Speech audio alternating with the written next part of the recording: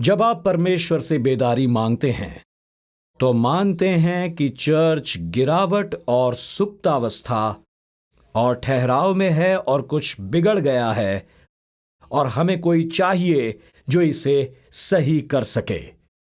परंतु बेदारी आने के लिए, और मैं इस पर थोड़ी देर में बोलूंगा कि बेदारी आने के लिए इससे पहले चर्च से शुरू होना है और उसकी दुल्हन में। सुनिए जो J.I. पैकर कहते हैं, बेदारी परमेश्वर का आना है जो उन मसीहियों को जीवन देता है जो सो रहे हैं और परमेश्वर की निकट उपस्थिति और पवित्रता की गहरी भावना को पुनर्स्थापित करता है। उसके बाद वो कहते हैं, तब पाप की ज्वलंत भावना और पश्चाताप और सुसमाचार प्रचार के प्रवाह के साथ स्तुति और प्रेम में हृदय का गहन अभ्यास होता है। ये बड़े प्रभावी शब्द हैं और ये बेदारी एक सर्वव्यापी परिभाषा है कि बेदारी क्या करती है, बेदारी क्या है और किस प्रकार को हमारे साथ शुरू होना चाहिए इसे। अब एक प्रश्न है, जब हम इस प्रकार की बेदारी की बात करते हैं तो इस बेदारी को चर्च में शुरू होना चाहिए, परमेश्वर के चर्च में, और उसके बाद दरवाजों के बाहर क्यों जाना चाहिए? क्योंकि मेरा मानना है, क्या हम विश्वास करते हैं कि संसार भर से 1 अरब आत्माएं आएंगी? हमने परमेश्वर को हमसे ऐसा करते देखा है। और ये परमेश्वर के भवन में क्यों होता है? क्योंकि नए नए बचे हुओं के लिए परमेश्वर को एक पवित्र तेजस्वी आत्मा से भरा चर्च चाहिए होता है। आपका क्या मतलब है पास्टर टिम? इससे बुरा क्या होगा कि परमेश्वर इन सड़कों पर से लोगों को बंधनों से छुड़ाकर ऐसे चर्च में लाता है जो खुद बंधनों में पड़ा है। सोचिए, जो खुद बंधनों में पड़ा है। वैंस हैवनर ने इस प्रकार से कहा, रविवार की सुबह वाली मसीहियत कभी कभी बेदारी के लिए बाधा है और हम चाहते हैं लोग इसे तोड़ दें। हम चाहते हैं प्रभु लौट आए ताकि हम लोगों को सुनिए, हम चाहते हैं कि लोग चर्च का नहीं परमेश्वर का अनुभव करें। जी हां, मैं चाहता हूं लोग पवित्र आत्माओं की सामर्थ को अनुभव करें। मैं चाहता हूं कि लोग यहां बैठें। पास्टर कार्टर और ब्रदर डेव ने यह देखा है, हमने ये देखा है, और वो रो रहे थे नहीं जानते हुए कि वो क्यों रो रहे हैं। ये पवित्र आत्मा की उपस्थिति है। चार्ल्स फिनी ये माना जाता है कि बेदारी लाने वाले महान अमरीकियों में से एक थे। वो कहता है, जब पापी लापरवाही और मूर्ख होकर बेपरवाही से नरक में डूबते हैं तब चर्च को खुद ही बेदार हो जाना चाहिए। चर्च का उतना ही कर्तव्य है कि वो जाग जाएं जितना फायर ब्रिगेड को जागना पड़ता है जब किसी महानगर में रात के समय आग लग जाती है। इसीलिए अगर आप अंत के दिनों की बेदारी चाहते हैं, आपको अंत के दिनों का चर्च चाहिए ताकि आप परमेश्वर जो चाहता है वो करने को तैयार रहें। मैं आपको बता दूं कि प्रभु अंत के दिनों के चर्च में क्या कर रहा है। अब मैं प्रेरितों के काम 2:17-18 पढ़ूंगा। जैसी भविष्यवाणी पतरस ने पिन्तुकुस के दिन की थी। 17 की परमेश्वर कहता है कि अंत के दिनों में ऐसा होगा कि मैं अपना आत्मा सब मनुष्यों पर उंडेलूंगा और तुम्हारे बेटे और तुम्हारी बेटियां, वो कहता है अपना आत्मा सब मनुष्यों पर मैं उंडेलूंगा और तुम्हारे बेटे और तुम्हारी बेटियां भविष्यवाणी करेंगी और तुम्हारे जवान दर्शन देखेंगे और तुम्हारे पुरी नए स्वप्न देखेंगे। वरन मैं अपने दासों और अपनी दासियों पर भी उन दिनों में अपने आत्मा में से उंडेलूंगा और वे भविष्यवाणी करेंगे। इन वचनों को देखिए, युवा पुरुष दर्शन देखेंगे और युवा स्त्रियां दर्शन देखेंगी। बूढ़े पुरुष और स्त्रियां स्वप्न देखेंगे। और मेरा विश्वास है अंत के दिनों के लिए प्रभु को सपने देखने वाले और दूरदर्शी चाहिए, मिलकर काम करने वाले। अंत के दिनों के चर्च में प्रभु जवानों और बूढ़ों को देखना चाहते हैं। चर्च में आते हुए उम्र को लेकर चर्चों में होने वाला ध्रुवीकरण आज का खतरा बन गया है। एक चर्च युवाओं से भरा है और इसमें एक बड़ा खतरा है, और हम जैसे बूढ़ों से भरे चर्च को भी खतरा है। इसलिए हमें जरूरत है कि प्रभु वैसा चर्च नहीं खड़ा करें जैसा हम चाहते हैं, पर वैसे चर्च जो वो चाहता है। मैं ये प्रश्न फिर से पूछूंगा, यहां बूढ़ा कौन है? क्या आप अपना हाथ ऊपर करके उसे ऊपर रखेंगे? मैं बस देखना चाहता हूं, मैं आपका मापदंड देखना चाहता हूं। मुझे समस्या नहीं तो बूढ़े लोग अपने हाथ ऊपर करें, जो जवान हैं वे अपने हाथ ऊपर करें। ये देखिए यहां यहां ये 60 और 70 के लोग अपने हाथ उठा रहे हैं। ये अद्भुत है। अमेजिंग। इसीलिए हमें बेदारी चाहिए। हम बड़े धोखे में थे, बहुत बड़े धोखे में। इन दो लश्करों को, इन दो समूहों को साथ लाना जो आज हमारे यहां बैठे हैं, ये जरूरी ही नहीं पर ये अलौकिक भी है, क्योंकि हर एक समूह की अपनी एक क्षमता है और हर एक समूह का अपना विशेष संघर्ष है। और इसीलिए हमेशा ध्यान में रखिए, वो महान समाज सुधारक मार्टिन लूथर ने कहा था कि जहां परमेश्वर एक चर्च खड़ा करता है, वहीं शैतान एक पूजा स्थल खड़ा करता है। एक शैतानी पूजा स्थल भी है जो बढ़ने वाला है, और शैतान के पूजा स्थल ने परमेश्वर के चर्च को बहुत हानि पहुंचाई है, ताकि सपने देखने वालों और दूरदर्शियों को अलग करके, ताकि सपने देखने वाले विचार करें, युवा विचार करें कि हम ये सब जानते हैं, और फिर यहां दूरदर्शी हैं जो अतीत को थामे हैं, और सपने देखने वाले कहते हैं आपको उन्हें छोड़ना होगा, जहां उन्हें कुछ आभार और थोड़ा लचीलापन चाहिए। और तब परमेश्वर आकर कहते हैं, क्योंकि जब आप सपने देखने वालों की बात करते हैं, युवाओं की, दूरदर्शियों के बिना बूढ़ों की, तो आपको ऐसे लोग मिलेंगे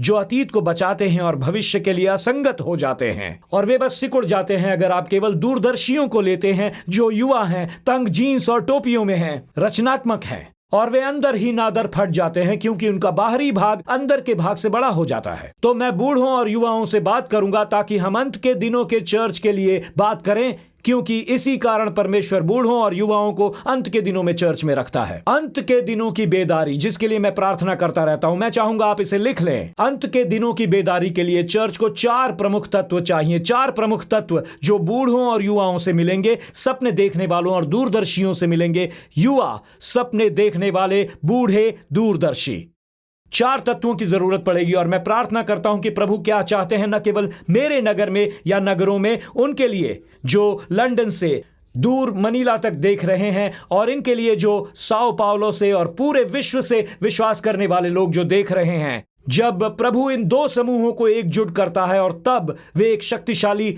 देना के समान आगे बढ़ते हैं। ये 4 चीजें हैं, निडरता और धैर्य, बुद्धि और गवाही। और मैं इन्हें समझाऊंगा, क्योंकि इनमें से एक एक वो विशेष वरदान है जो इन समूहों के पास है। निडरता और धैर्य, बुद्धि और गवाही। सपने देखने वाले बुद्धि और गवाही प्रदान करते हैं, दूरदर्शी निडरता और धैर्य प्रदान करते हैं।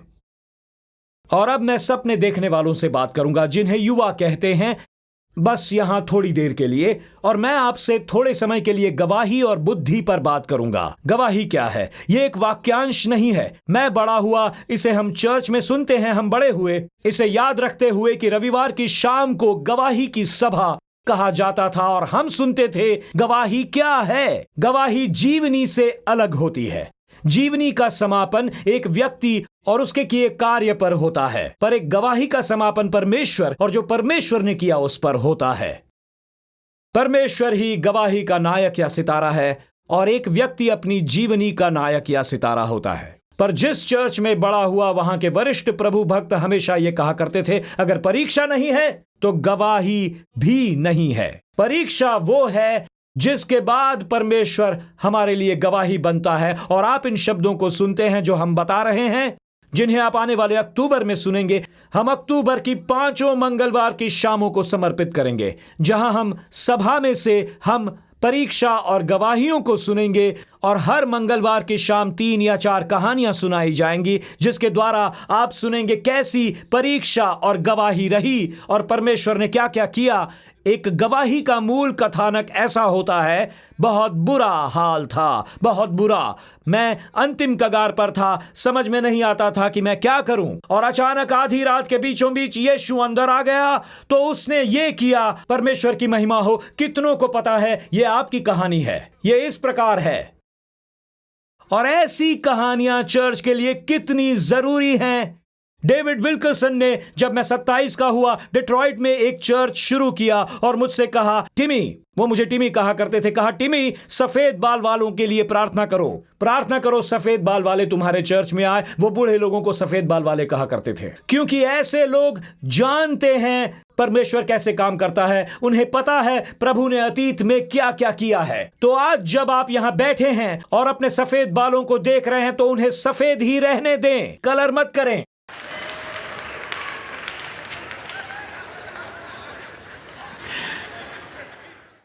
इसका अर्थ है आपकी अपनी कहानी है, इसका अर्थ है आपकी अपनी गवाही है। ये दूरदर्शियों से कहता है, मैं तुम्हें बताऊंगा प्रभु ने मेरे लिए क्या क्या किया है, बताऊंगा मैं। तो बुद्धि वहां से आती है। और मैं हिसाब लगा रहा था, मैं 2 दिन पहले अपने मित्रों को लेकर कैलकुलेट कर रहा था।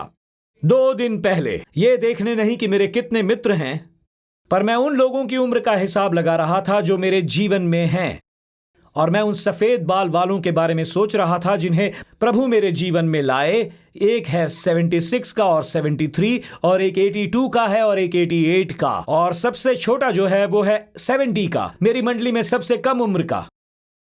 पर मैं और मेरे मित्रों की औसत उम्र है वो है 77, यानी 77। जी हां, 77।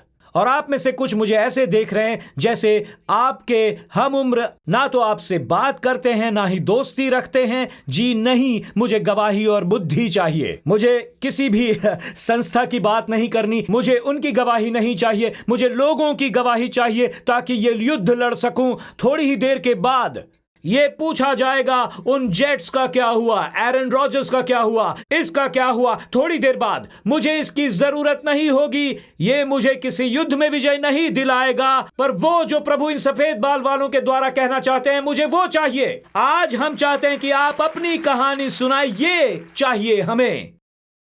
पिछले रविवार को प्रवचन देने के बाद मैंने देखा अक्षर एक्स पर वो मेरा अब तक का सबसे विवादित प्रवचन था। पास्टर कार्टर ने मुझसे फोन पर बात की और मैंने उनसे कहा ये दूसरी सेवा में हुआ। मैंने कहा वास्तव में 20 से 25 लोग उस संदेश के समय बाहर चले गए। तो मित्रों, मुझे इससे परेशानी नहीं है, अगर आप आज भी चले जाते हैं मुझे परवाह नहीं। पर उन्होंने ऐसा कहा, टिम ये सब छोड़ो। तब सफेद बाल वालों ने 70 की उम्र वाले उन्होंने कहा, टिम चिंता मत करो, मेरे और ब्रदर डेव के सामने दर्जनों लोग उठकर चले जा चुके हैं। और उन्होंने कहा पर अंदर उनकी जगह सैकड़ों और भी आ जाते हैं। उन्होंने कहा और यह भी कि प्रवचन जारी रखो। लेकिन मित्रों, अगर वो मुझे बोलने को कहते हैं, अगर वो मुझे फोन करके जेट्स और जायंट्स पर बोलने को कहते हैं, तो उससे मुझे मजा नहीं आता। मुझे मजा आता है जब मैं कहानियां और गवाहियां सुनाता हूं कि परमेश्वर क्या है और वो क्या कर सकते हैं। एक शख्स ने ऐसा कहा, हमारी अगली पीढ़ी के अगुओं को हमारे नक्शे कदम पर चलना चाहिए, हमारी छाया में नहीं। और आपका धन्यवाद पास्टर कार्टर कि आपने मेरे चलने के लिए नक्शे कदम छोड़े हैं। आपका धन्यवाद कि मैं एक छाया के पीछे नहीं चलता। आपने एक गति तय की है, आप और ब्रदर डेव ने एक गति तय की है। हमें उनकी बुद्धि चाहिए, हमें उनकी गवाहियां चाहिए। अगर आपके सारे मित्र आपके समान दिखाई देते हैं तो आपके कुछ मित्र मूर्ख हैं। आपको उन्हें थोड़ा ऊपर उठकर कहना है, यहां मेरे जीवन में कुछ सफेद बाल वाले हैं, कुछ सफेद बाल वाले बुजुर्ग मेरे जीवन में। अब मैं थोड़ी देर के लिए बात करूंगा युवाओं से जो दर्शनीय हैं, धैर्य और निडरता के बारे में, क्योंकि ये अगली बेदारी को इसकी जरूरत है। संसार ने इसे आते हुए नहीं देखा। ये 2 मसीही फिल्में थीं जिन्होंने संसार को आश्चर्यचकित कर दिया, आजादी की आवाज और यीशु की क्रांति।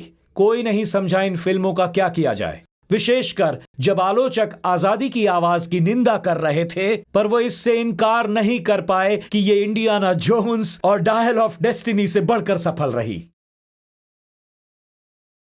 क्योंकि ये फिल्में उन मुद्दों पर बोल रही थी जो वास्तविकता से बढ़कर हैं। ये उन लोगों की बात कर रही थी जो निडरता से विवश लोगों को यौन तस्करी से बचाते हैं। उन्होंने कुछ देखा और कहा, यह हमारे मन के एक हिस्से को छूता है।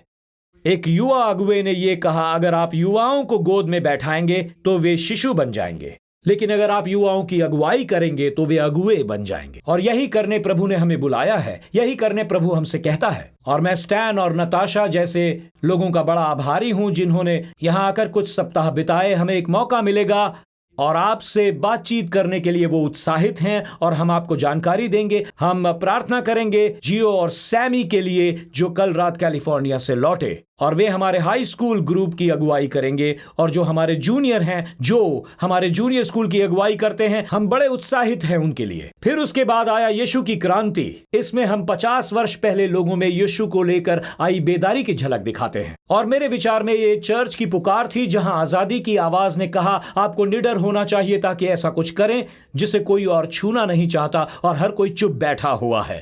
पर यह यीशु की क्रांति थी जिसने मूल रूप से बताया कि यह चर्च की पुकार थी। यह एक भविष्यवाणी थी हमें याद दिलाने के लिए कि ऐसे लोग आने वाले हैं जो चर्च में जमा होंगे और ये किसी रविवार की सुबह के मसीही जैसे नहीं होंगे। ध्यान से सुने मित्रों, मेरी बात ध्यान से सुने। भीड़ की भीड़ अंदर आ रही है और बल्कि आ चुकी है जिसे फसल कहते हैं, जिसके लिए इस चर्च को धैर्य रखने और उन बातों को और लड़ाइयों को लेकर जिनका सामना वो कर चुका है, पहले ही वो उनका सामना कर चुका है। तो ऐसा मैं शुरू से कहता आया हूं और मैं चाहता हूं सारे दूरदर्शी और बूढ़े लोग मुझसे नाराज हो जाएं तो ये लीजिए, क्योंकि मैं बीच में मैं निश्चित नहीं हूं, मैं कोई खास दूरदर्शी नहीं हूं, पर मैं बूढ़ा नहीं हूं, मैं अभी हुआ नहीं, जो भी आप कहना चाहें। जब लोग उद्धार पाते हैं, हम विकसित होकर यीशु जैसा बनना चाहते हैं, आपके और मेरे या फलाना के जैसा नहीं। हम चाहते हैं ये यीशु समान बने, ये नहीं कि वे वैसे लगें। सुनिए, वे जो देख रहे हैं, हम नहीं चाहते कि वे वैसे लगें, मसीह के पास वो आए और मेथोडिस्ट और पेनिकॉस्टल जैसे लगें। हम चाहते हैं वे मसीह जैसा लगें। हम चाहते हैं वे उसके स्वरूप के अनुरूप हों जिसलिए प्रभु ने हमें बुलाया है। मेरा मानना है, अब सुनिए, वर्तमान के दिनों का चर्च उनके बगल में खड़े होकर आराधना करेगा जिनके साथ वे असहज होने वाले हैं। आप उन लोगों के बगल में बैठेंगे जिनकी सोच आपकी सोच के बराबर नहीं होगी, जो आपके बगल वाली लाल कुर्सी पर बैठेंगे या ऑनलाइन पर देखेंगे कि परमेश्वर ऐसे लोगों को उद्धार देगा जो बिल्कुल अलग से हैं, पर वो पवित्र आत्मा का है और जो परमेश्वर उनके मन की गहराई में कर रहा है उसका खरा काम होगा। असल में जो चर्च तैयारी नहीं करेगा वो एक न्यायात्मक चर्च होगा, क्योंकि उसकी अगली फसल चर्च के लोगों जैसी नहीं होगी। उसे विश्राम करना है मित्रों। आज जो वहां अंधेरा है, तो जो पवित्र आत्मा का कार्य है मित्रों, वो नरक की तह से आ रहा है, नरक की तह से। ऐसे लोग चर्च में विकसित नहीं हो रहे हैं, वे नास्तिक बनकर उभर रहे हैं, वे ऐसे स्थान में बढ़ रहे हैं जहां से प्रभु उन्हें बचाएगा। वे आपके बगल में बैठेंगे और उनसे सिगरेट इत्यादि की गंध आएगी और आप कहेंगे अपने उठाए हुए हाथों से वे कैसे उद्धार पा सकते हैं। आप नहीं जानते परमेश्वर उनके जीवन में क्या कर रहा है। प्रभु हमें धैर्य रखने को कहता है, यह देखने की निडरता कि प्रभु उनका उद्धार करेगा। अगली फसल के साथ चर्च बदल जाएगा। और मेरा मानना है कि रोमियो 14 और 15 को समझना वो चाबी है जिससे अंत के दिनों की फसल को संभालना है, क्योंकि आत्माओं की फसल हमेशा यथास्थिति और आरामदायक के लिए एक व्यवधान है। मेरा एक मित्र जो न्यूजीलैंड से है, विंकी पार्टने, जो एक युवा प्रचारक है, इस प्रकार कहता है, बेदारी, उदासीनता और लापरवाही के लिए एक पवित्र झटका देता है। एक झटका, ये आकर लापरवाहों को झटका देता है। यहां रोमियो 14 और 15 में ये चर्च के लिए एक झटका है। ये चर्च को चुनौती और उसी के साथ एक झटका भी देती है कि हम जो इस बाधा का सामना कर रहे हैं, जो भी वो कह रहे थे, जो आज हमारे सामने है, सुनिए, वो कहता है, वो उन्हें युवा या बूढ़ा नहीं कहता, पर वो कहता है ये एक फसल का चर्च है। रोमियो 15:1 में ये बुलाकर कहता है, नहीं, निदान हम बलवानों को चाहिए कि निर्बलों की निर्बलताओं को सहें, ना कि अपने आप को प्रसन्न करें। पौलुस 2 प्रकार के लोगों का विवरण दे रहा था जो इस नए चर्च में होंगे। वो कहता है वो बलवान होंगे, और निर्बल के लिए वो कहता है उन्हें बल चाहिए और बलवान के पास प्रबल होने का अवसर होगा, और वो उस धैर्य को भूल सकता है जो उसे नई फसल के लिए चाहिए। बलवान के पास जिम्मेदार का सबसे बड़ा बोझ है और उनके लिए पौलुस की ये चुनौती है। रोमियो 15:7 में वो कहता है, एक दूसरे को स्वीकारो जिस प्रकार मसीह ने हमें प्रभु की महिमा में ग्रहण किया है। ऐसा लगता है जब आप यीशु की जीवनी पढ़ते हैं, जो सबसे दुष्ट लोग थे वे यीशु के पास आसानी से आए। मेरे लिए अद्भुत है कि उनके विपरीत यीशु के प्रति धर्मपालक भीड़ कितनी ठंडी थी। जो सुसमाचार मैं पढ़ रहा था, वह 8 भोजन थे जिनमें से केवल 3 मित्रों की ओर से थे। जो बचे 5 थे, मैं उनको नाम दूंगा, वो पापियों के भोजन थे। तो यीशु पापियों के पास खाना खाने पहुंचा और केवल 3 बार मित्रों के यहां, केवल 3 बार, क्योंकि यहां अच्छी खबर है। जब प्रभु उद्धार देने लगता है और अपने अंत के दिनों में चर्च में काम करता है, जब बेदारी आती है, जब बचे हुए लोगों में न्याय होने लगते हैं और आप प्रभु के भवन का शुद्धिकरण होते हुए देखते हैं और बेदारी शुरू हो जाती है, यह है खुशी की खबर। एक भी रोग ऐसा न था जिसे यीशु ने चंगाई न दी, जन्म से जो दुर्बलता थी जिसे उसने न पलटा, कोई दुष्ट आत्मा नहीं जिसे उसने नहीं भगाया, पर उसे धार्मिक लोग मिले जिन्हें वो कायल न कर सका। वो दुष्टों और रोगों से मुक्त कर सकता है, पर वे धार्मिक थे जिन्हें वो बदल नहीं सका। और प्रभु यहां यीशु मसीह के चर्च में हमारी मदद करें। जैसा कि स्पर्जन ने कहा, स्थानीय चर्च संसार के लिए आशा है, और हम भी ये देखें कि ये एक जगह होगी, न केवल यही परंतु उसका चर्च यदि न्याय होने वाला है और बचे हुए जाग रहे हैं और चर्च बेदारी के लिए शुद्ध हो रहा है, तो कैसे निडरता, धैर्य, बुद्धि और गवाही विकसित होगी। और आज मैं आपको देना चाहता हूं जल्दी से 2 चीजें जो मैं आपको देना चाहूंगा अगले 15 से 20 मिनटों में। 30 मिनट थोड़ा वक्त लग सकता है, पर मैं करूंगा जरूर। तो मैं दूरदर्शियों के पक्ष में बोलूंगा जो कि युवा हैं, कि बात यह है, यहां मैं चाहूंगा मेरी बात समझ तब आएगी जब मैं वहां पहुंचूंगा, क्योंकि मैं चाहता हूं कि आप जो युवा हैं या बूढ़े हैं उस चुनौती को सुने कि परमेश्वर क्या करना चाहता है। क्योंकि मैं मानता हूं इन दिनों के लिए और दूरदर्शियों के लिए उनका 3 लोगों से मिलना बहुत जरूरी है। और मैं आज आपको बताऊंगा, सपने देखने वालों का आज 2 पेड़ों का जानना जरूरी है, और यह है भजन संहिता 92, जिन 3 लोगों से आप मिलेंगे और किसी और के जीवन से हैं, और वो 2 पेड़ भजन संहिता से हैं जो आज दूरदर्शियों को, युवाओं को एक चुनौती दूंगा मैं। और मैं आपको मापदंड दूंगा। अगर आप 35 और उससे कम हैं, आप युवा हैं, किसी को बुरा लग गया चर्च के साथ, यही तो समस्या है। जब कभी भी आप किसी को कुछ के यही होता है हमेशा। वो 36 वर्ष वाला था, मैं आपको आश्वासन देता हूं, एक भयंकर विष है जो आपके समाज में आ रहा है, बल्कि है, ये सुनिए, ये अंत के दिनों का चर्च नहीं है, पर अंत के दिनों को आने वाला आचरण है। यह है 2 तीमुथियुस 3, 1 से 5। पर यह जान रख कि अंतिम दिनों में कठिन समय आएंगे, क्योंकि मनुष्य अपस्वार्थी, लोभी, डींगमार, अभिमानी, निंदक, माता पिता की आज्ञा टालने वाले, कृतघ्न, अपवित्र, दया रहित, क्षमा रहित, दोष लगाने वाले, असंयमी, कठोर, भले के बैरी, विश्वासघाती, ढीठ, घमंडी और परमेश्वर के नहीं वरन सुख विलास के ही चाहने वाले होंगे। वे भक्ति का भेष तो धरेंगे पर उसकी शक्ति को न मानेंगे। ऐसों से परे रहना। अब आप देखिए शैतान समाज में क्या लेकर आता है, क्या योजना है शैतान की, आप देखिए। लेकिन मैं चाहता हूं आप इस वचन की ओर देखें, जिसे हम न केवल पढ़ते ही हैं, पर जो पहला वाक्यांश पढ़ते हैं। जब शैतान अपना सबसे बुरा काम करता है, परमेश्वर अपना सबसे अच्छा काम करेगा। जब शैतान अपना सबसे बुरा काम करता है, 2 तीमुथियुस 3, 1 से 5, परमेश्वर अपना सबसे अच्छा काम करेगा। तो ये देखिए, हमने अभी अभी पढ़ा और ये सिद्ध हुआ। दोबारा पढ़ना हमारे लिए अच्छा होगा। तो अंत के दिनों में कठिन समय आएगा। हमने ये पढ़ा, प्रभु ने कहा, मैं उस फैले हुए विष में अपना आत्मा उंडेल दूंगा, मैं अपना आत्मा उंडेल दूंगा। तो आप देख रहे हैं क्या हो रहा है यहां पर। अंत के दिनों में शैतान अपना सबसे बुरा विष लेकर समाज और आचरण में फैलाएगा।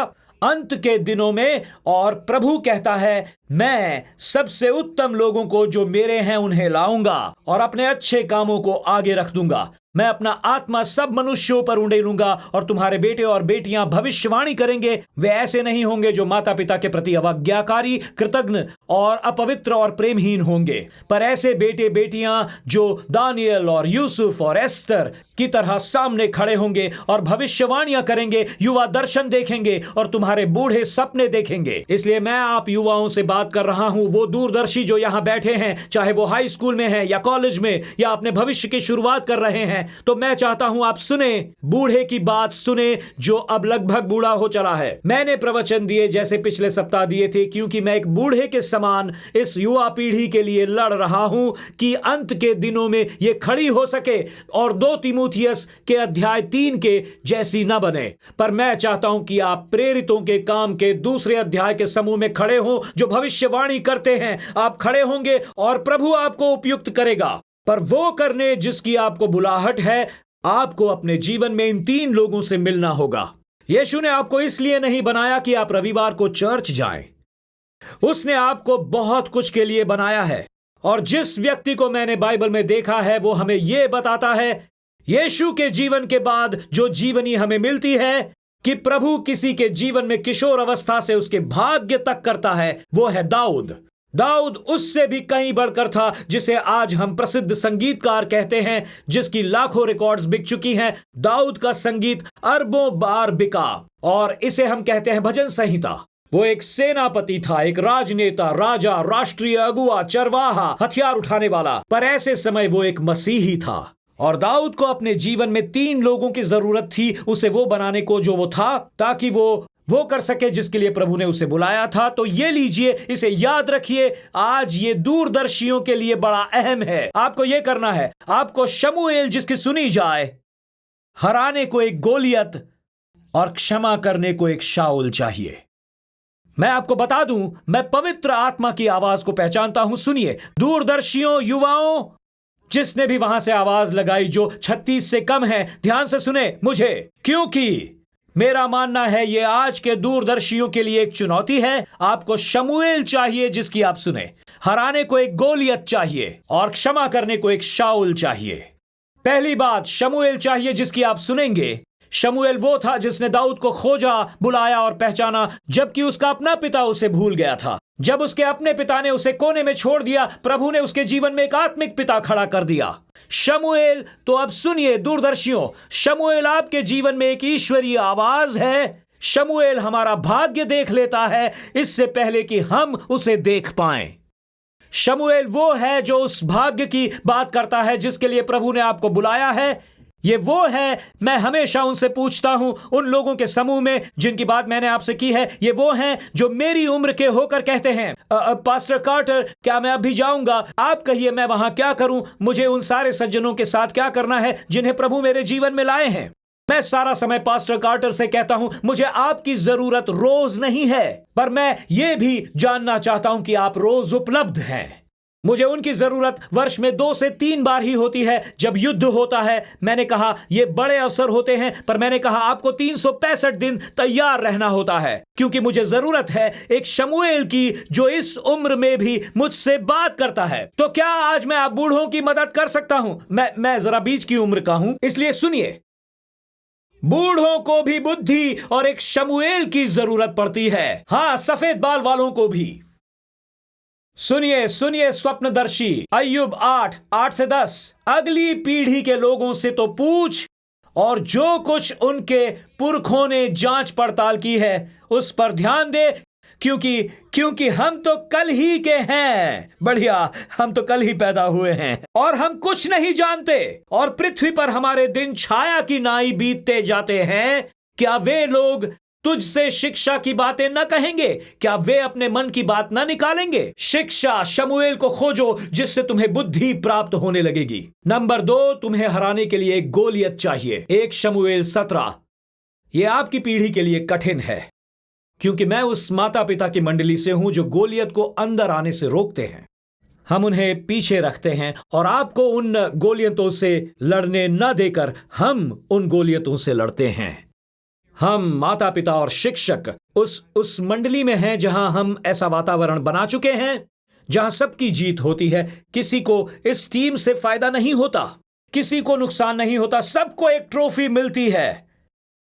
मित्रों, मैं आपको बता दूं, इससे किसी को लाभ नहीं होता। मुझे याद है, अमीन अपनी सबसे छोटी बेटी को देख रहा था, यह कुछ वर्षों पहले की बात है। मेरी छुटकी सबसे प्रिय, उसके पास 17 ट्रॉफीज थीं। 17 ट्रॉफीज। मैंने पूछा, ये कहां से आती हैं? ये तुम्हें कैसे मिली? और उसने बताया, फलाना प्रतियोगिता में भाग लेकर ये 8वें स्थान की है। मैंने पूछा, क्या 8वें स्थान की? मैंने पूछा, क्या वो 8वें स्थान पर आने पर ट्रॉफी देते हैं? हम तो 8वें स्थान पर आने वाले को हारने वाला कहते थे। यही वो कहलाता है। तो मुझे अपने जीवन में बुद्धि चाहिए। अब आपके बच्चों के लिए एक नए विधान की वोटिंग चल रही है। इसे वे पास करवाना चाहते हैं। इसे इक्विटेबल ग्रेडिंग स्केल कहते हैं। किसी को 0 नहीं मिलता, फेल होने पर फिर से परीक्षा होगी। मैंने कहा, तुम कहां थी जब मैं स्कूल में था?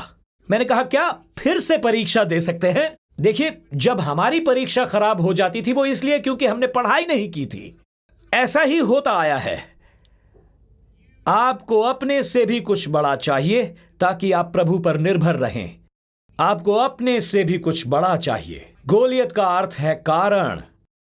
इसका अर्थ है एक बड़ी मिशन जिसे प्रभु के बिना नहीं संभाला जा सकता।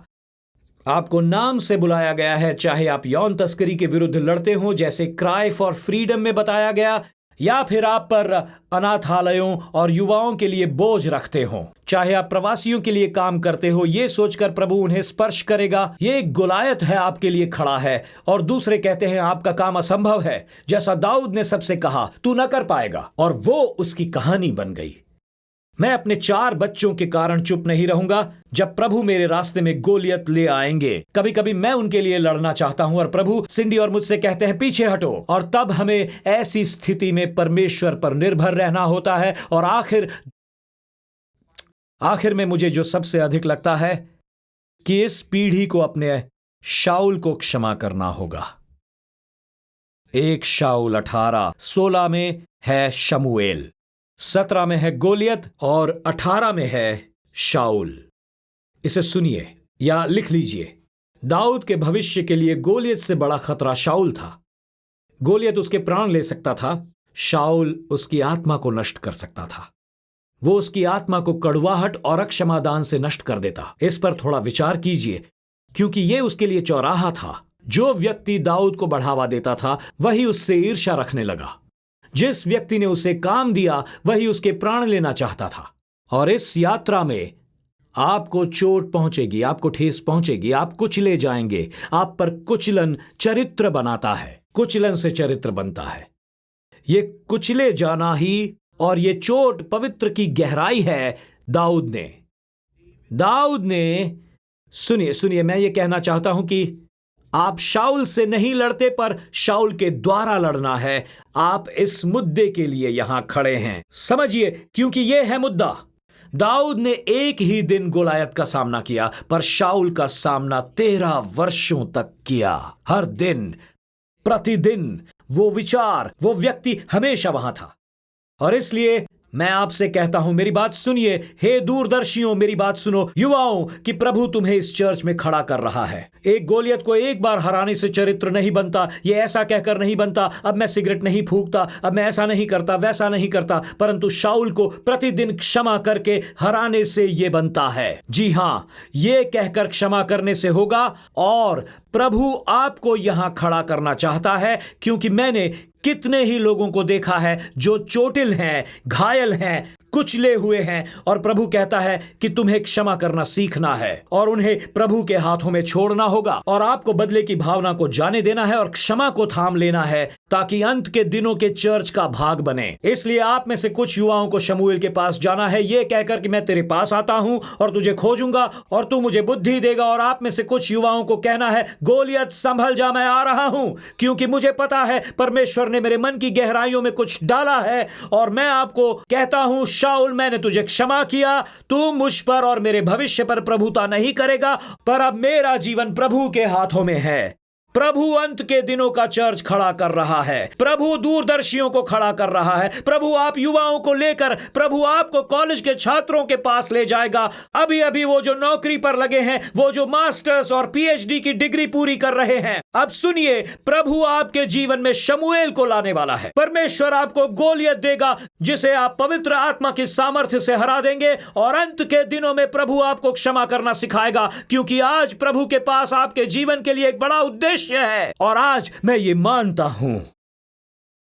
और अब चलिए चलते हैं हम बूढ़ों के पास। ये लीजिए, कितने बूढ़े हैं? क्या आप अपना हाथ उठाएंगे? अब ये कम हो गए। कमाल है, कमाल की जगह है ये। तो सुनिए, इस जगह पर गिनती कम हो गई है।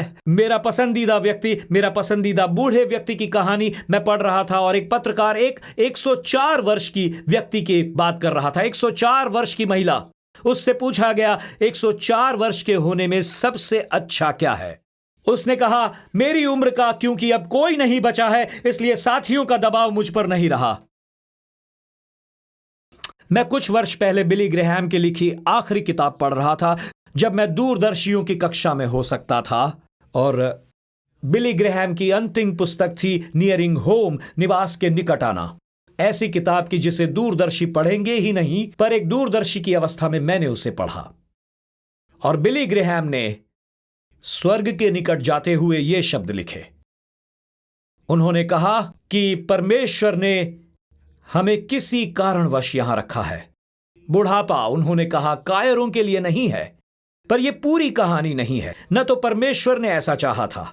ग्रेहम ने आगे कहा, जबकि बाइबल उन समस्याओं को नहीं उछालती जो उम्र बढ़ने पर हमारे सामने आती हैं, न तो उसने बुढ़ापे का ऐसा चित्र बनाया कि इससे घृणा करे या दांत पीसकर अगर कुछ बचे हैं तो बोझ ढोने का समय है। उन्होंने कहा, ना ही हमारी बाद की उम्र में हमें बेकार और अप्रभावी कह के दिखाता है, ताकि हम अंत के दिनों में अंतहीन, ऊब या अर्थहीन गतिविधियों में बिताएं, जब तक कि प्रभु हमें घर नहीं बुला लेता। पर बाइबल कहती है प्रभु ने हमें किसी कारणवश यहां रखा है। अगर नहीं रखता तो वो हमें कब का स्वर्ग ले जाता। मैं ये पढ़ रहा था क्योंकि मुझे ये महत्वपूर्ण लगा। आपका दूसरा अंश इतना महत्वपूर्ण क्यों है? क्योंकि जब तक आप घर नहीं जाते आप सुरक्षित नहीं हैं। एक लड़ाई चलती रहेगी, एक युद्ध होता रहेगा। घर पहुंचने तक आप सुरक्षित नहीं हो। कितने ही चक्कर क्यों न लगे, रास्ता तय करना अहम है। जब मैंने ये पढ़ा, इसे पढ़ने के बाद मैंने कहा, प्रभु कृपया करके मुझे ऐसा ना बनाना। एक महान साहित्यिक लेखक ओलिवर वेंडल होम्स ने कहा है, लोग अपना संगीत अपने तक रख कर मर जाते हैं। उसने कहा, ऐसा क्यों? उन्होंने कहा, कई बार इसलिए होता है ऐसा कि जीने की तैयारी में हम रहते हैं, समय पूरा हो जाता है, इन शब्दों को फिर से देखते हैं, संगीत अपने अंदर रख कर मर जाते हैं। मेरी प्रभु से प्रार्थना है कि उसने जो भी दिया है और जो अब तक बचा है वो सब बाहर आए। प्रभु यहां आपको दौड़ पूरी करने के लिए लेकर आए हैं, दौड़ पूरी करने के लिए। मुझे 1968 ओलंपिक्स की घटना याद आई है। आज सुबह ही मैं तंजानिया के स्टीवन अकारी को याद कर रहा था, जो 74 और प्रतियोगियों के साथ दौड़ रहा था और वो अच्छा दौड़ने वाला नहीं था।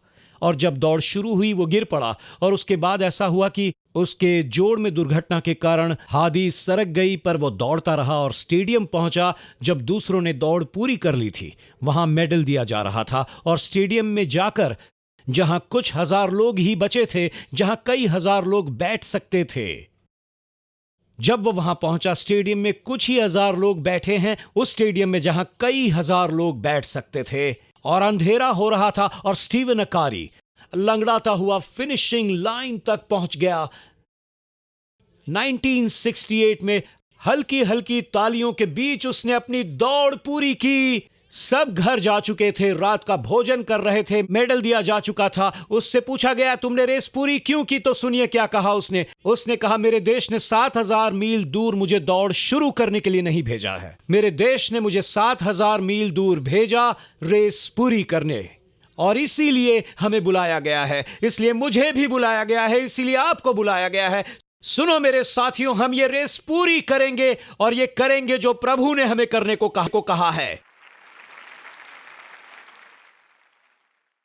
इसीलिए यह अच्छी खबर है, जैसा एंड्रिया बॉयस ने कहा, मैं ये कैसे पूरा कर पाऊंगा? ये रहा जवाब। अगर आप सांस लेते हुए जागते हैं, बधाई हो, आपको एक और मौका मिला है इसे पूरा करने का। कितने आज सांस लेते हुए जागे हैं? हाथ ऊपर कीजिए, बधाई हो, आपको मौका मिला है इसे पूरा करने का। कितनी अद्भुत बात है। वो सब जो हम एक साइंस क्लास में सीखे, जुआन पोंस से डिलियन जवानी के फव्वारे को खोजता था ताकि बूढ़े जन जवान रहे, तो उसने फ्लोरिडा को स्थापित किया। सोचिए इस बारे में, उसे ये मिला, ये फ्लोरिडा में जा बसा। तो हम न्यूयॉर्क वाले कहते हैं, हां फ्लोरिडा, जवानी का फव्वारा। ठीक है, मैं बताता हूं इसे क्या कहते हैं। इसे कहते हैं अमेरिकन ड्रीम। हां, हमें बस हमारे लिए परमेश्वर का सपना चाहिए और कुछ नहीं, केवल यही हमें चाहिए। American dream. 65 मुझे अब काम नहीं करना है और हम फ्लोरिडा जाते हैं। नहीं नहीं नहीं नहीं नहीं, हमारा सपना है, प्रभु आप हमसे क्या चाहते हैं, आप क्या कहते हैं कि हम क्या करें? तो ये लीजिए, मैं आपको बताता हूं, क्योंकि ये वाकई बहुत महत्वपूर्ण है जो प्रभु हमसे चाहते हैं। कुछ ऐसा जो प्रभु हमारे अंदर करना चाहते हैं, और उसी के लिए मैं उनसे मदद मांगूंगा। यह है प्रकाशन अध्याय 1 पद 14। ये यीशु का विवरण है, पर मैं प्रभु से मदद चाहता हूं कि ऐसा मेरे अंदर भी हो। प्रेरित यूहन्ना यीशु का विवरण देता है। उसके सिर और बाल श्वेत ऊन वरन पालिके से उज्ज्वल थे, और उसकी आंखें जैसे आग। देखिए जरा इस विवरण को देखिए। यही मैं प्रभु से मेरे लिए मांगता हूं। मैं कहता हूं, प्रभु मेरे बाल श्वेत ऊन जैसे कर और आंखों में ज्वाला डाल। श्वेत बाल और अग्नि जैसी आंखें। देखिए ये बुद्धि है और ये है जोश। तो ये अग्नि हमारे पास आती है, और आप में से कुछ के पास जो यहां हैं, मैं इसी के लिए प्रार्थना कर रहा हूं। यही चुनौती है, और मैं इस श्वेत बाल के अनुभव पर भरोसा करना नहीं चाहता, पर मैं चाहता हूं कि मेरी आत्मा में अग्नि और मेरी आंखों में अग्नि फिर से जल उठे। ये कैसे आती है सुनिए, मैं बताता हूं। मार्क आप आ सकते हो। ये सुनो, मैंने ये दूरदर्शी होकर पाया। ये लीजिए, जैसे दूरदर्शियों को इन 3 लोगों से मिलना है। शमूएल जिसकी बात सुने, गोलियात जिसे हराए, और शाऊल जिसे क्षमा करे। मैंने कहा कि आज जो हम बूढ़े हैं, मार्क आपकी उम्र क्या है? 54। आप बूढ़े हो तो आप दूरदर्शियों के बीच हो, आप सपने देखते हो हमारी तरह। रिकार्डो आपकी उम्र 57। आप बहुत ज्यादा बूढ़े हो। चलिए, आप 2 बूढ़ों को यहां होना चाहिए। आ जाओ रिकार्डो और मार्क, यहां आ जाओ। तुम 2 बूढ़ों यहां आ जाओ मेरे साथ। मैं 59 का हूं, इन लोगों के समान हूं। सुनिए, मैं इन दोनों को देखना चाहता हूं। जब मैं इनको देखता हूं तो बता दूं मुझे क्या दिखता है। उनके बाल मेरे जैसे श्वेत नहीं है, पर मैं बता दूं मुझे क्या दिखाई देता है। उनकी आंखों में मैं अग्नि देखता हूं। जब मैं पास्टर कार्टर को देखता हूं, मैं ये देखता हूं, उनके अंदर अग्नि को देखता हूं। मैं उनकी आंखों से अग्नि निकलती देखता हूं। जब मैं पास्टर टेरेसा को युवाओं के अभियान में परीक्षण देता देखता हूं, उनकी आंखों में अग्नि दिखती है, उनकी आंखों में अग्नि जलती है। ऐसा मैं वरिष्ठों में देखता हूं, ऐसा मैं आप में से कई लोगों में देखता हूं, हमारे कॉयर में देखता हूं। मैं ऊपर देखता हूं, श्वेत बाल दिखाई देते हैं, और देखता हूं प्रभु क्या करना चाहते हैं। इसीलिए प्रभु ने उन्हें बुलाया है। और मैं आपको यह बता दूं, मैंने केवल 3 लोगों से ही नहीं, पर 2 पेड़ भी हैं जिनको आपको परिचित करने के लिए कहा था। यह है भजन संहिता 92 से। यह है खजूर का पेड़ और देवदार का पेड़। धर्मी लोग खजूर की नाई फूले फलेंगे, और लबानोन के देवदार की नाई बढ़ते रहेंगे। वे यहोवा के भवन में रोपे जाकर हमारे परमेश्वर के आंगनों में फूले फलेंगे। आगे भी है, ये मुझे बहुत पसंद है। वे पुराने होने पर भी फलते रहेंगे और रस भरे और लहलहाते रहेंगे। जब आप AARP कार्ड्स और सोशल सिक्योरिटी का लाभ उठाओगे, तब भी आप फलवंत होगे। और यहां मैं आपसे यह कहना चाहता हूं, वे रस भरे और लहलहाते रहेंगे, मतलब एकदम तरोताजा। आगे है क्या करेंगे? वो क्या करने वाले हैं? वो कहानी सुनाएंगे, और वो प्रकट करेंगे कि यहोवा सीधा है, वो मेरी चट्टान है, और उसमें कुटिलता कुछ भी नहीं। ये कहानी उन्हें सुनानी है। आज की कहानी हम आपको सुनाने जा रहे हैं। ये कहानी परमेश्वर सुनाने वाला है। आज कितने बूढ़ों की आंखों में अग्नि है? दिखाइए मुझे। कहिए, इससे आप धोखा न खाएं। आज मेरी आत्मा की गहराई में कुछ सुलग रहा है, और यह अग्नि उसकी है। हालेलुया। ठीक है, पर मुझे आपको बताना है कि तो खड़े हो जाएंगे, क्योंकि हमें बाहर जाने का नाटक करना है। तो ये लीजिए, सुनिए, ये पेड़ इतने महत्वपूर्ण क्यों हैं? तो ये लीजिए, खजूर के पेड़ों में ऐसा क्या विशेष है? क्या आप तैयार हैं सुनने के लिए? ये बड़ा मजेदार है, ये हमारे लिए अच्छा है, ये भला होने वाला है। वरिष्ठ विकी, मुझे पता है मैं नहीं हूं, पर आप हैं। आप युवा हो, आप बूढ़े हो। ओके, ठीक है, मेरे साथ बने रहिए। बूढ़े लोग वहीं रहें वहीं बने रहिए। देवदार और खजूर। तो ये लीजिए, इन खजूर के पेड़ों के बारे में उन्हें क्यों चुना गया? तो उन्होंने कहा, यह पहली बात कि वे कठोर वातावरण में बढ़ने में सक्षम हैं, और दूसरी बात, तूफानों में वो झुकते हैं लेकिन टूटते नहीं हैं। समझे? सुनिए, उन्होंने कहा, और मैं बता रहा हूं कि ये खजूर के पेड़, हमें बताया गया है, वे रेगिस्तान में अपनी जड़ों के कारण जीवित रहते हैं, जो रेगिस्तान में गहराई में जाकर चारों ओर सूखा होता है वहां पहुंचती हैं। वे फल देते हैं जब सब कुछ मर रहा होता है।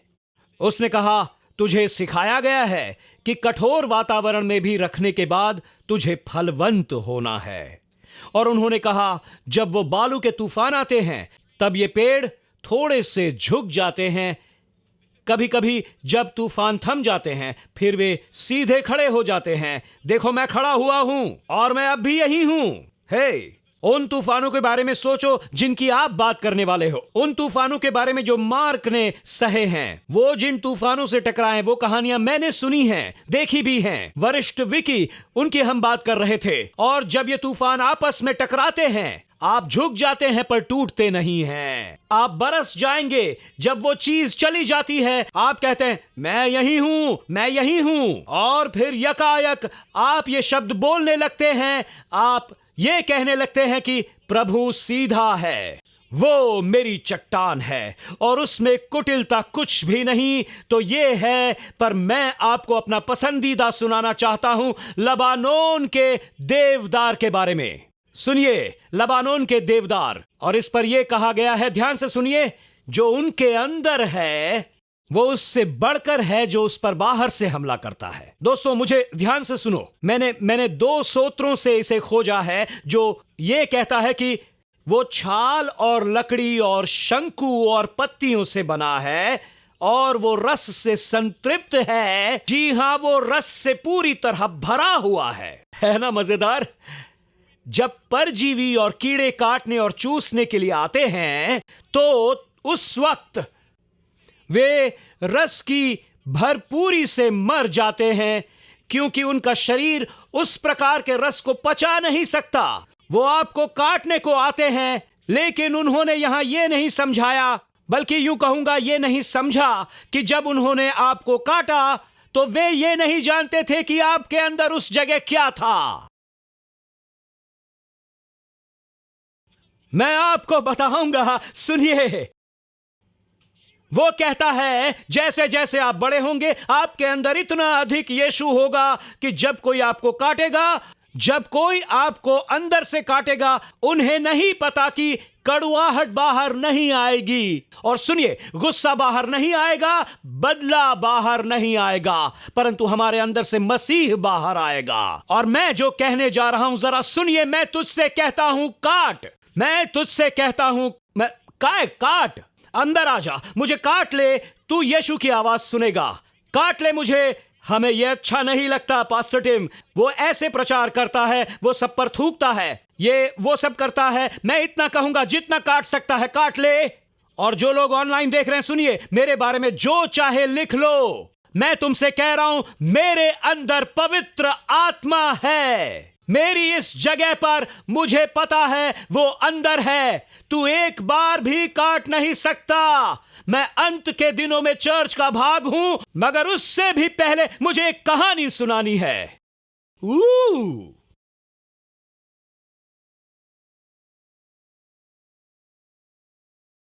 और मेरी कहानी यह है, मैं लड़कपन से लेकर बुढ़ापे तक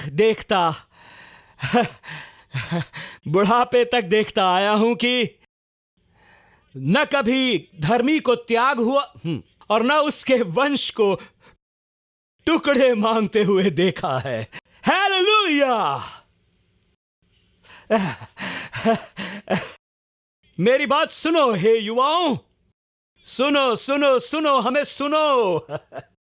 मैं कभी युवा था और अब बूढ़ा हो चुका हूं। दिसंबर में बूढ़ा हो जाऊंगा।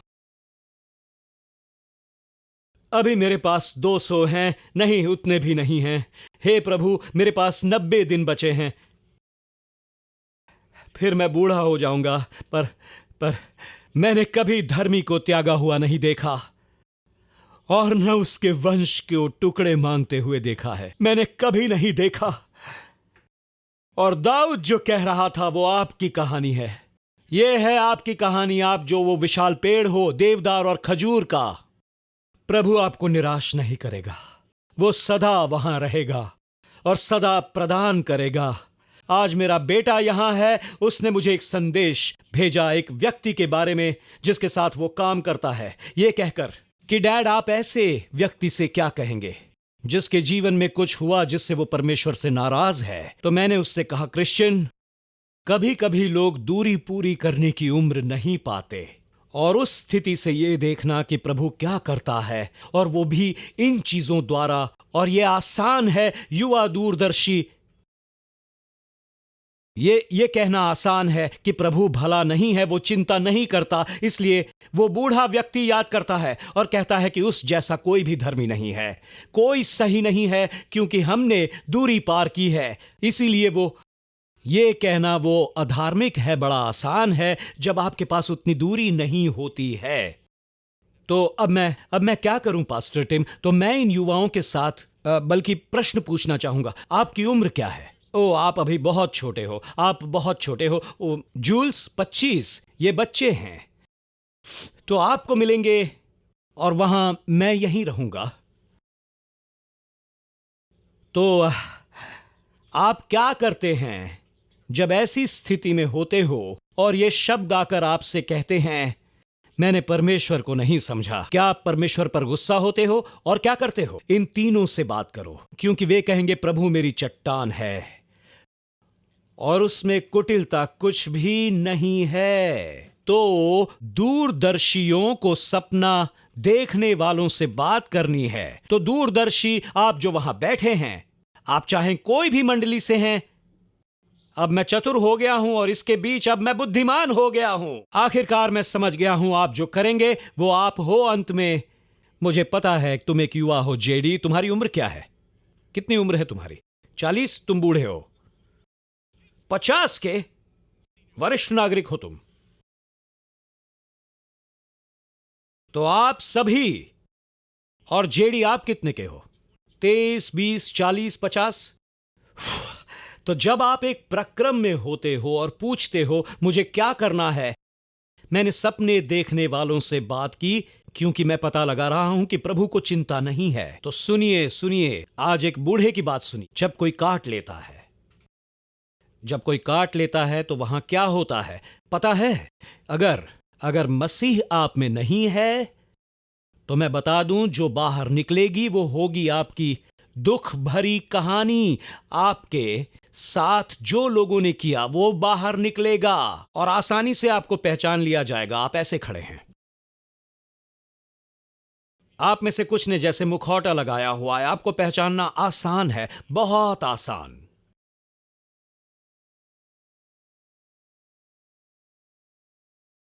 बड़ा आसान। जो व्यक्ति वहां अपने पड़ोसी पर यह कहकर हंसा, तुम पकड़े गए, तुम पकड़े गए, तुम पकड़े गए। पकड़े जाना कितना आसान है, क्योंकि जब काटे जाने का समय आता है तब कहानियां बाहर आती हैं, कचरा बाहर आता है, सब कुछ बाहर आता है।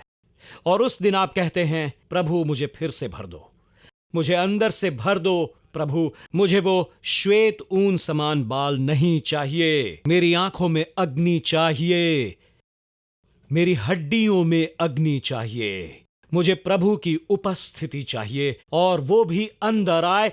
मैं काटता हूं मैं आपको बता रहा हूं, मुझे ये नहीं पता कि आज वो है भी या नहीं। मैंने वरिष्ठ चूक्स और रिकार्डो के आने के समय कहा प्रिय व्यक्ति, और मुझे लगा मुझे काटा गया। कुछ बाहर निकला और किसी व्यक्ति को मैंने गलत प्रकार से वाइब दिया। शायद, पता नहीं वो आज यहां है भी या नहीं। मैं खोज रहा हूं क्योंकि वो यहां थे पर अब शायद चले गए हैं। क्या वो गए? क्या हमें पता है? हम नहीं जानते। और ये जो भी मेरी कहानी थी ये बुरी नहीं थी। तब मेरे मुंह से कुछ निकला, ये ऐसा था, और मैंने कहा इसमें मिठास नहीं थी, मेरे अंदर उससे बढ़कर रस है। तो मुझे उस गलियारे से आना पड़ा। मैं उसे वहां प्रार्थना करता देखा। मैंने कहा जरा सुनो, मुझे क्षमा करना, मैं जानता भी नहीं आप कौन है, पर मुझे क्षमा कीजिए। मैंने कहा प्लीज मुझे क्षमा कीजिए। कभी कभी जब कोई आपको वहां काटता है जहां रस नहीं होता और आप कहते हैं तुम्हारी गलती नहीं है, मुझे उस भाग में रस की जरूरत है। कितने जानते हैं कि मैं क्या कह रहा हूं? कितने जानते हैं? क्योंकि उन्हें पता है कहां काटा जाए, उन्हें पता है कहां काटा जाए, उन्हें पता है कैसे करना है ये। और मैंने उससे अपनी रस भरी बात नहीं की, पर मुझे समझना था। कितने जानते हैं इसे फिर से भरना है? मुझे जरूरत है प्रभु आ जाएं। अगर आप कहते हैं प्रभु मुझे भर दें, मुझ में एक अग्नि भर दें। अगर ये आप हैं तो अपनी कुर्सी पर से उठिए, मुझे भर दो कहिए। अपनी कुर्सी छोड़िए, कहिए प्रभु मुझे भर जाना है, मुझे भरे जाना है। चाहे आप दूरदर्शी हैं या सपने देखने वाले, बालकनी में हैं या नीचे हैं, छोड़िए अपनी कुर्सी और हम जहां गाना शुरू कर रहे हैं, हमारे साथ आइए प्रार्थना करने के लिए।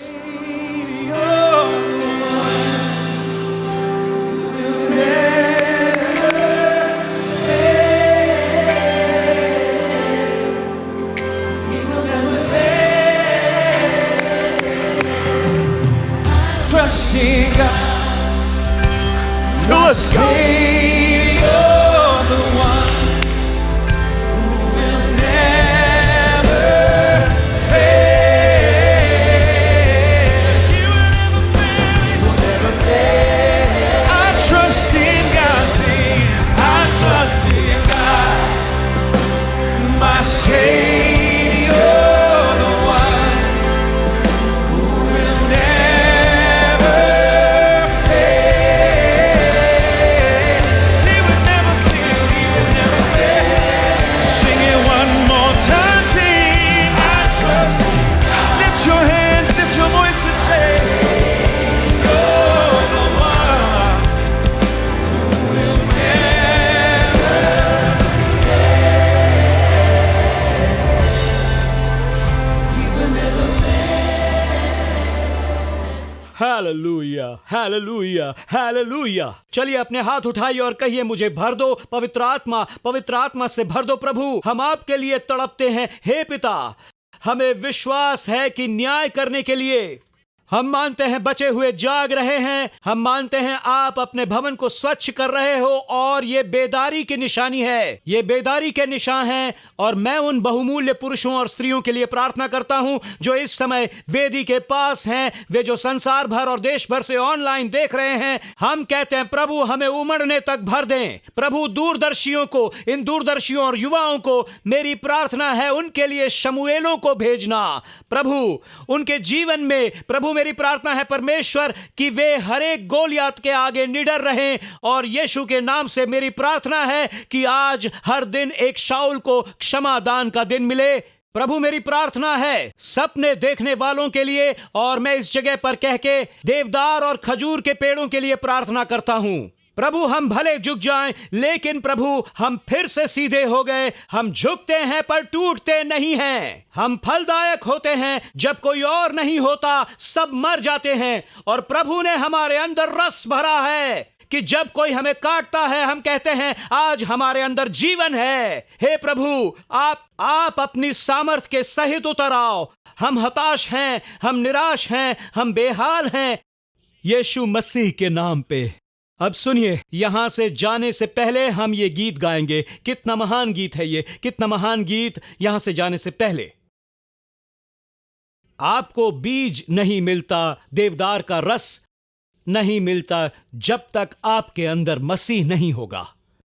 मेरी बात सुनो, पाप की उम्र अच्छे से नहीं बढ़ती। आपको कोई पुराने पापी खुश नहीं दिखाई देते।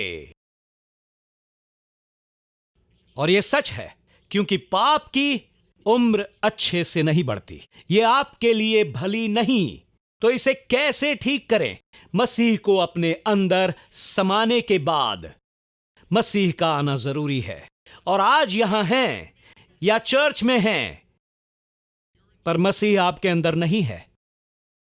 जी हां, मसीह आपके अंदर नहीं है, तो मैं आपको न्योता दूंगा ताकि आप सबसे महत्वपूर्ण संबंध बना सके उसके साथ। पर पहले वो सवाल, क्या आपका नए सिरे से जन्म हुआ है? क्या कभी आप, ये कोई टाइम स्क्वायर चर्च का कहा हुआ जुमला नहीं है, ये यीशु का वचन है। और सुनिए उसने क्या कहा था, यदि कोई नए सिरे से न जन्मे तो परमेश्वर का राज्य देख नहीं सकता। स्वर्ग का राज्य अनंत काल ही नहीं, वो इस समय यहां है। आप खजूर और देवदार के पेड़ नहीं देखते, आप क्षमादान को तब तक आता नहीं देखते जब तक आपको क्षमा नहीं मिली, जो इसी समय मिल सकती है।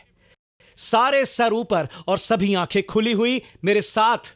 नए सिरे से जन्म लेना वैसा ही है जैसे आपका जन्म हुआ था, और अब आपको आध्यात्मिक रूप से दूसरा जन्म चाहिए। ABC एक टूटापन है जिसे मैं सुधार नहीं सकता, जिसके लिए कोई नुस्खा या कार्यक्रम या कोई वादा नहीं है। मैं बाहर से किसी को एक पादरी या पास्टर बनाकर अपने आप को क्षमा नहीं दिलवा सकता। यह है अक्षर विश्वास, विश्वास करना कि प्रभु ने स्वर्ग से मदद भेजी ताकि मेरी पापी स्थिति को भूलकर बदल दे, और यह भी कि यीशु 2000 वर्ष पहले आकर वैसे मरे जैसा मुझे मरना था, वैसा जीवन जिए जैसा मुझे जीना था, मुझे वो प्रतिफल दे दिया जिसके योग्य मैं नहीं हूं, और अंत में उसे प्रभु मानकर अंगीकार करना। इसका अर्थ यह धर्म से परे है। यीशु मरकर मृतकों में से आपको चर्च भेजने के लिए नहीं जी उठा। यीशु मरकर मृतकों में से जी उठा ताकि आपको अनंत काल में लाए, सदा के लिए।